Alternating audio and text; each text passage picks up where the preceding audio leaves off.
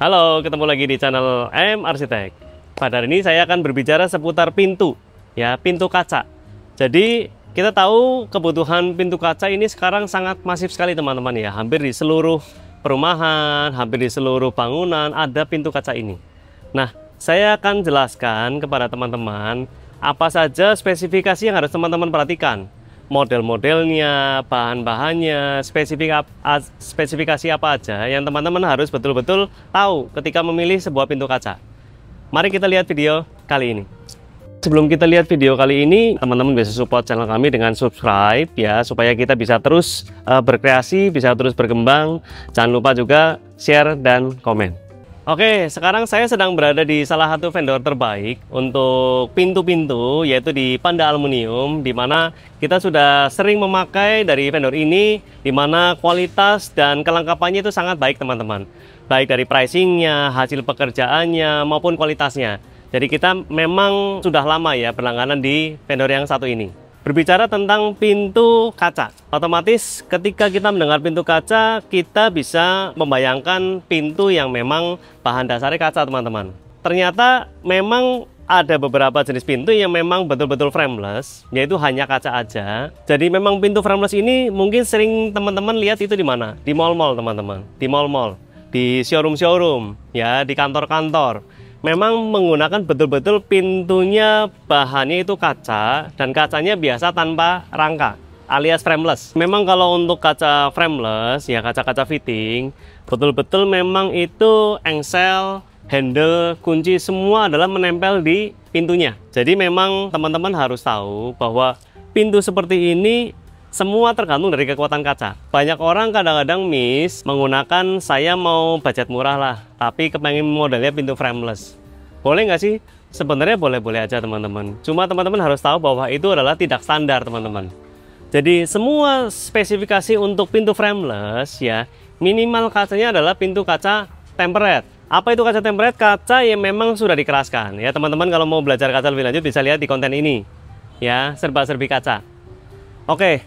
Jadi pintu frameless minimal speknya adalah kacanya harus kaca tempered sebenarnya teman-teman. Temper ya, orang bilangnya ngomong kaca temper. Apa itu kaca temper? Jadi kaca temper saya jelaskan singkat aja, kaca yang memang sudah diproses lebih lanjut. Jadi kaca biasa dia memasuki mesin khusus ya, sehingga dia diproses lebih lanjut menjadi lebih keras 3 kali lipat daripada kaca biasa.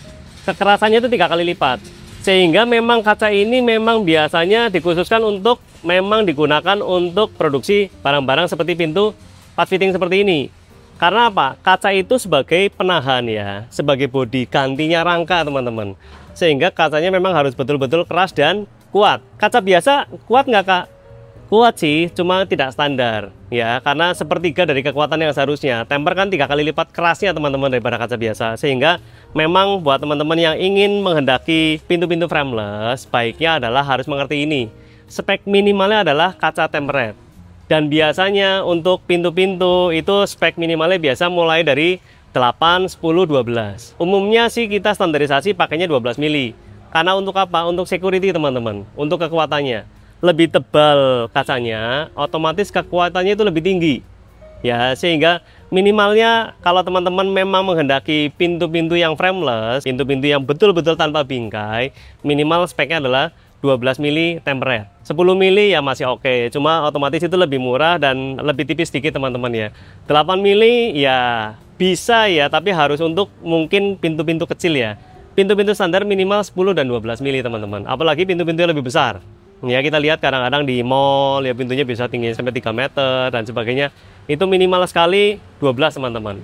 Bahkan ada spek yang sampai ke 15 sampai 18 mili. Untuk apa? Ya untuk bidang yang lebih besar teman-teman. Sehingga ketika kita memang menghendaki apa? Nomor satunya kelebihannya dari pintu frameless ini adalah pandangan teman-teman ya.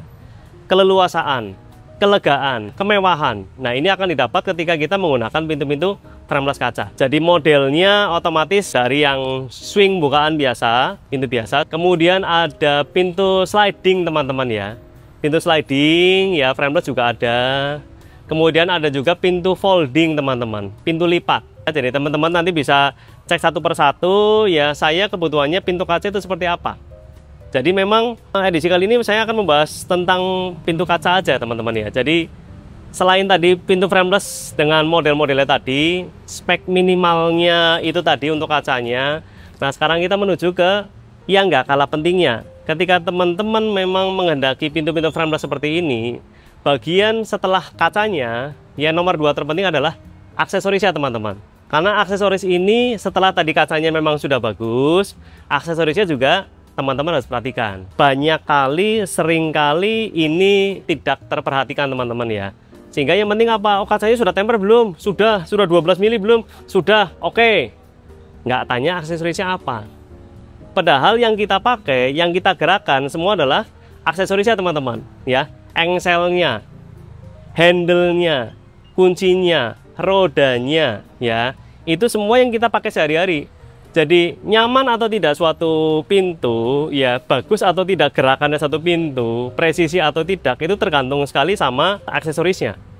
Semakin bagus aksesoris, semakin berkualitas aksesoris, otomatis harusnya pemakaiannya semakin awet, semakin smooth, semakin lancar teman-teman. Dua faktor ini yang teman-teman harus perhatikan di awal. Dan yang nomor 3 yang nggak kalah pentingnya adalah instalatornya. Siapa yang mengukur, siapa yang memasang, siapa yang setting. Kita kan percayakan kepada vendor Panda Aluminium di sini teman-teman, yang memang ahlinya. Jadi teman-teman mau model seperti apa saja, berbagai macam kaca, bisa datang ke sini, ke Panda Aluminium. Ya, jadi memang setelah faktor kita memilih bahan kacanya oke, kita sudah memilih aksesorisnya juga oke. Aksesoris oke biasanya apa? Salah satu tandanya memang jenisnya teman-teman. Paling sering aksesoris kaca ini menggunakan bahan dari stainless steel. Stainless steelnya yang kualitas bagus otomatis minimal susnya yang 304 teman-teman. Kalau sudah kacanya bagus, aksesorisnya juga sudah stainlessnya sus 304, berarti 2 spek pertama sudah terpenuhi. Nah, spek terakhir adalah instalatornya. Siapa yang memasang, siapa yang membuat. Nah, ini juga nggak kalah pentingnya teman-teman. Jadi banyak kali saya ketemu beberapa kasus pintu yang mungkin advance ya, pintu folding atau pintu sliding, itu miss-nya di mana? Di pemasangannya teman-teman. Karena siapa yang membuat dan memasang dan mengukur itu sangat penting sekali teman-teman. Karena tanpa tenaga ahli yang mumpuni, barang apapun tidak akan menghasilkan hasil yang baik. Saya lihat di satu project, saya pernah suruh lihat, ngecek ya, ternyata kacanya sudah tebal, temper juga, aksesorisnya saya lihat juga sudah berkualitas, sus 304 juga, tapi kok dibuka tutup nggak enak. Ternyata setelah saya cek lebih lanjut, ternyata apa? Kurang presisi teman-teman pemasangannya. Sehingga itu kan pintu lipat. Sehingga pintunya barusan dibuka sedikit sudah macet, sudah sender, sudah gancet. Sehingga sangat tidak nyaman, sehingga pintu itu walaupun sudah beli ratusan juta, tapi pintu itu tidak bisa digunakan dengan nyaman. Karena apa? Buka tutupnya susah.